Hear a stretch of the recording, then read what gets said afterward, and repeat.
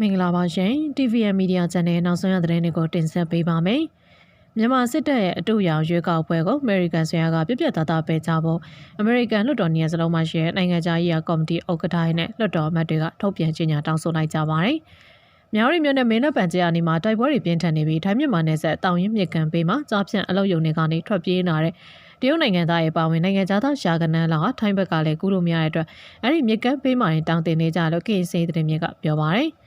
မကွေးတိုင်းကရေစကြိုမြို့နယ်တွင်စစ်ကြောင်းထုံတဲ့တပ်ဖက်စစ်တပ်နဲ့တော်လိုင်းပူပေါတပ်တွေကြားတိုက်ပွဲပြင်းထန်နေပြီးစစ်တပ်ဘက်ကထိခိုက်ဒေဆုံးမှုတွေများပြီးအထိနာနေသလိုတိုက်ပွဲနဲ့မဆိုင်တဲ့ညောင်ဆောက်ကြီးကိုလည်းစစ်တပ်ကမီးတင်ဖျက်ဆီးနေရလို့လည်းသိရှိရပါတယ်။ဆက်လက်ပြောR2Pနိုင်ငံကညီလာခံမှာမြန်မာနိုင်ငံလူခွေအခြေအနေတွေကို NUG ကိုယ်စားလှယ်ရုံးကတင်ပြဆွေးနွေးတောင်ကိုရီးယားနိုင်ငံဆိုးမြို့မှာပြုလုပ်တဲ့ R2P နိုင်ငံကညီလာခံမှာမြန်မာနိုင်ငံလူခွေအခြေအနေတွေကို NUG ကိုယ်စားလှယ်ရုံးကတင်ပြဆွေးနွေးခဲ့ကြောင်းသိရပါတယ်။နိုဝင်ဘာလ25ရက်နေ့26ရက်နေ့တို့မှာပြုလုပ်တဲ့ International Conference making the 20th anniversary of the responsibility to project North Korea Human Rights and Responsibility to Project R2P မှာမြို့သားညီညွတ်ရေးဆိုရာကိုရီးယားသမ္မတနိုင်ငံဆိုင်ရာမြန်မာကိုယ်စားလှယ်ရုံးကနေဆရာနာသိမ်းမှုနောက်ပိုင်းမြန်မာနိုင်ငံလူခွေအခြေအနေတွေကိုတင်ပြဆွေးနွေးခဲ့ခြင်းဖြစ်ပါတယ်။ညီလာခံ R2P Case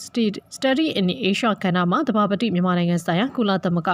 လူခွေအထူးကိုယ်စားလှယ်လောင်းရှန်ဟီလီကမြန်မာ and their responsibility to protect R2P စာရန်နဲ့ NUG ကိုယ်စားလှယ်ရုံးမှရုံးတာဝန်ခံဦးဝင်းပေါ်မောင်ကIs it a case brought the situation of human rights in Myanmar since the 2021 military coup စာတမ်းကိုတင်ပြပြီးဆွေးနွေးခဲ့ခြင်းဖြစ်ပြီးမေးမြန်းချက်တွေကိုလည်းပြန်လည်ဖြေကြားခဲ့ကြောင်းသိရပါတယ်။ထို့နောက်ဖတ်တီမာအန်ဟာကရိုဟင်ဂျာတပ်တေကန်ချက်ကို၎င်းတန်တမန်ဟောင်းကတရားသူကြီးကလည်းတင်ပြဆွေးနွေးခဲ့ကြောင်းသိရှိရပါတယ်။ Prepare for Successful Solution Refication PSCOI နဲ့နိုင်ငံတကာလူခွင့်ရေးအဖွဲ့အစည်းပူးတွဲကျင်းပတဲ့ R2P ညီလာခံအနှစ်20ပြည့်အထိမ်းအမှတ်မြောက်ကိုရီးယားလူခွင့်ရေးနဲ့ R2P Conference မှာကုလသမဂ္ဂအထွေထွေအတွင်းရေးမှူးချုပ်ဟောင်းဘန်ကီမွန်းတက်ရောက်ပြီးလူခွင့်ရေးငြိမ်းချမ်းရေးနဲ့ဖွံ့ဖြိုးတိုးတက်ရေးတို့အတွက်အလေးထားလှုပ်ဆောင်အဖွင့်စကားထည့်သွင်းပြောကြားခဲ့ကြောင်းသိရပါတယ်။အဆိုပါညီလာခံမှာအပိုင်း6ပိုင်းခွဲခြားက